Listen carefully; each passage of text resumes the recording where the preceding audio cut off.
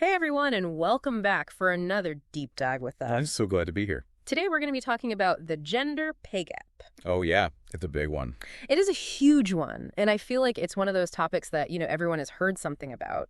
Right. You know that statistic that women make 77 cents to every dollar a man makes? Yeah, you hear that one a lot. Gets thrown around constantly, and that's actually what got us thinking, how much of what we think we know about this issue Mm-hmm. is actually true? Or are we just kind of Yeah, we're just like parroting. parroting these common myths and sound bites? Exactly. So we watched a ton of YouTube videos on this. Oh, wow. From economists and sociologists, even just Comment section. fiery debates in the comment sections of some of these videos. Oh, my gosh. Those are always fun. They're always so much fun, and really tried to kind of get a clearer picture of what's the data actually saying. Yeah, get past the clickbait headlines. Exactly. So Yeah. I'm really curious to kind of dive in with you and see what we can unpack. Yeah, this will be interesting. So right off the bat, that 77-cent statistic. It's so pervasive, isn't it? It is, and it's kind of ingrained in our minds. But I'm Yeah. curious, what are your thoughts on that? You know, it makes me think,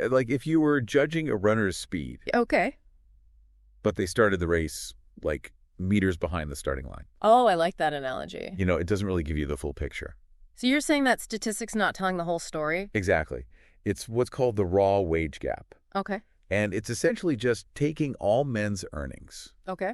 and comparing them to all women's earnings without really considering things like the types of jobs that people have or the hours they work, Okay. their experience levels. So it's not just as simple as women being paid less for the same work. Right. It's not that simple. Okay. We have to look at what's called the controlled wage gap, Okay. which factors those things in. Okay.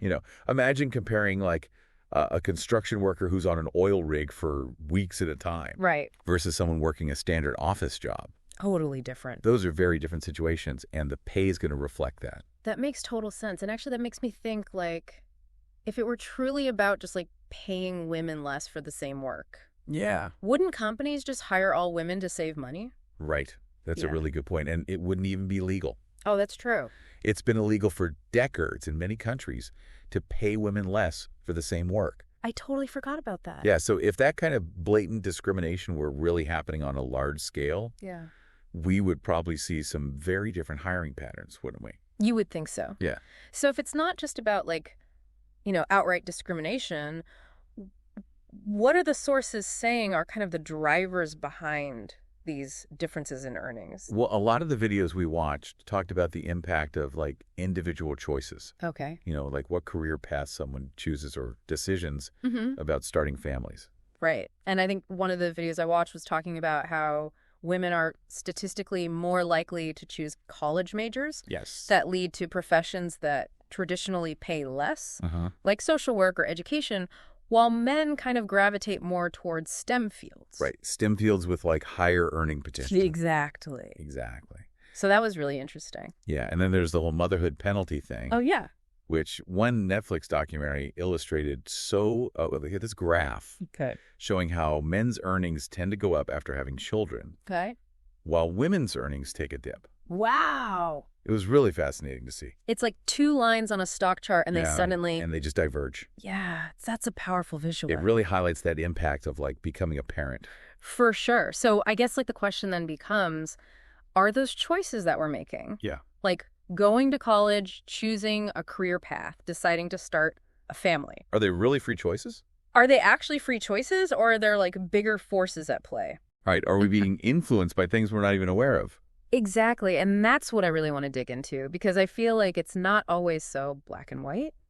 It really isn't. Yeah, it's almost we're programmed in a way from a young age. Oh, absolutely. One of the videos was talking about how even little kids get steered towards different toys and activities, based on gender. It starts so early, doesn't it? It really does. Boys get the building blocks and the robots, and girls get the dolls and the play kitchens. And it's those messages, even if they're subtle, Yeah. they add up over time. Totally. And I think, if a girl grows up hearing that science and math are boy things, Right. she might not feel as confident pursuing those fields, even if she has a natural talent for them. Yeah, it's like a self-fulfilling prophecy. If you're told you're not good at something, you're less likely to try. Exactly. And then, even if a woman does break into a male-dominated field, You know, those ingrained biases might make her feel less qualified when it comes to hiring to compete for like leadership roles or higher paying positions. Yeah, for sure. Like imposter syndrome can really kick in there. Totally. And I think like a lot of the videos also talked about how cultural norms around caregiving play a role. Oh, yeah. Even today, it feels like there's this unspoken assumption that women are the primary caregivers for kids and even aging parents. It's true, and it puts women in a really tough spot. Yeah. Because, if you prioritize your career, you might face judgment for not being present enough for your family. Right. But if you scale back your ambition, you know that that's going to impact your earning potential. Exactly. Possibly for years to come. It's kind of a catch-22. And it's like men rarely have to deal with that. Yeah, not in the same way. One of the speakers said having a child for a woman is like being hit by a meteorite financially. Okay. That's a little dramatic. But I mean, the data kind of backs it up. Yeah. Remember that graph we talked about earlier from the documentary where like men's earnings keep going up after having kids? And women's plummet. Yeah, it's crazy. Okay, so we've got individual choices, societal expectations, cultural norms, and even unconscious bias. It's a lot to unpack. It's like all mixed up in this big messy pot. It is. Makes you wonder, is there any way to untangle it all? Well, it's definitely complex, but, the good news is Okay. the videos didn't just point out the problems. Right. They actually explored some potential solutions, too. Oh, that's good. I was getting a little depressed there. Yeah, no, it's not all doom and gloom. Okay, good. Some of them were really thought-provoking and even a little bit controversial. Okay, I like that. Yeah. So one that came up a lot was affordable, high-quality childcare. Of course. And the idea is that if childcare were more accessible and less of a financial burden, Yeah. more women could, pursue their careers without having to choose between work and family. Makes sense, right? Right. Seems like a no-brainer. Yeah, but some of the comments on those YouTube videos brought up some good counter-arguments. Like who pays for all that subsidized childcare? Right. Does it become a burden on businesses or on people who don't have kids?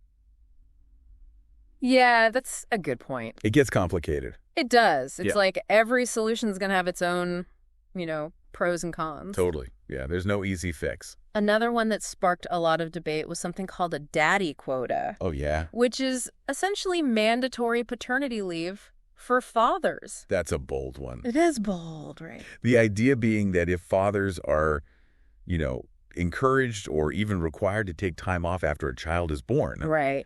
it could help to change those ingrained cultural norms about caregiving. Yeah. Plus, it would level the playing field a little bit. Right, so that moms aren't the only ones hitting pause on their careers. Exactly. But I feel like some people might see that as like overstepping boundaries. Yeah. Should the government be dictating how families divide responsibilities? Right. Is that infringing on personal choice? Yeah, it's tough. It's a tricky balance, isn't it? It really is. Between like, promoting societal good Yeah. and respecting individual freedom. Exactly. A few of the sources also talked about like flexible work arrangements. Oh, yeah. That's a good one. Things like, remote work options or flexible hours or even compressed work weeks, Mm-hmm. which would allow, both men and women to better manage their work and family lives without, having to sacrifice their careers. I think that's where technology can be a real game changer. Yeah. Because, with so many people working remotely these days and using online tools to collaborate, Yeah.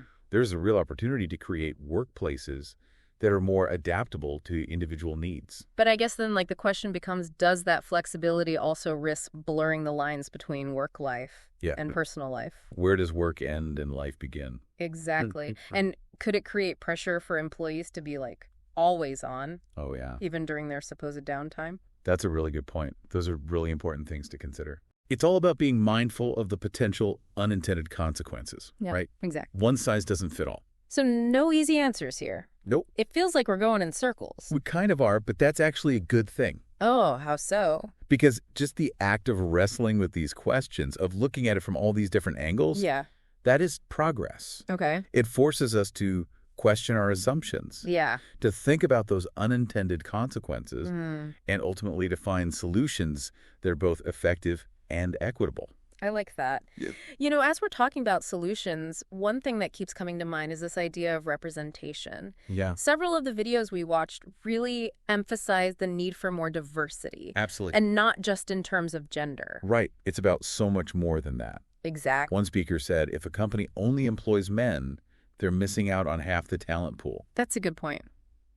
which is true. It is. But like you said, it's bigger than just men and women. It- It's about having people from different backgrounds, ethnicities, socioeconomic groups, even Yeah. different ways of thinking.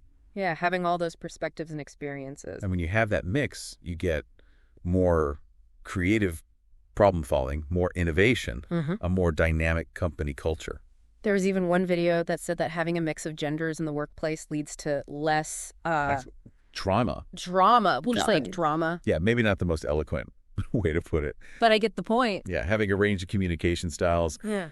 different approaches to conflict, even different senses of humor Makes a difference. can make for a much more balanced and less stressful work environment. For sure. Yeah. So it's not just about, fairness or like being politically correct. Right. It actually makes workplaces function better for everyone. It does. It Yeah. really does. And when we can break down those rigid gender stereotypes and create a culture where everyone feels valued and respected for who they are, Yeah. the whole organization benefits. Even with all this talk about, pay gaps and potential solutions, one thought that keeps kind of sticking with me is that several of these videos mention that like achieving equal pay is just one piece of a much larger puzzle. It is. And it kind of makes you wonder, what does true gender equality really look like beyond just the numbers on a paycheck? Yeah, that's the big question, isn't it? It is. Is it about, perfect 50-50 representation in every single field? Yeah. Or is it something deeper? Yeah. Something more fundamental about how we view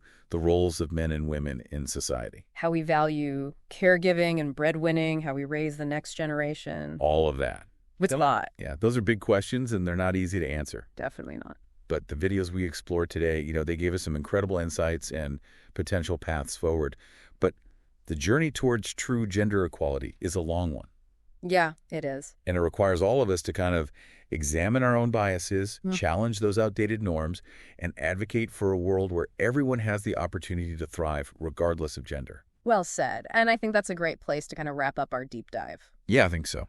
Thank you all so much for listening and for, joining us on this exploration of the gender pay gap. Absolutely. Hopefully it's given you some food for thought. Some things to ponder. Things to ponder as you move about your day. Exactly. And, keep those wheels turning. Keep pushing for a more equitable world.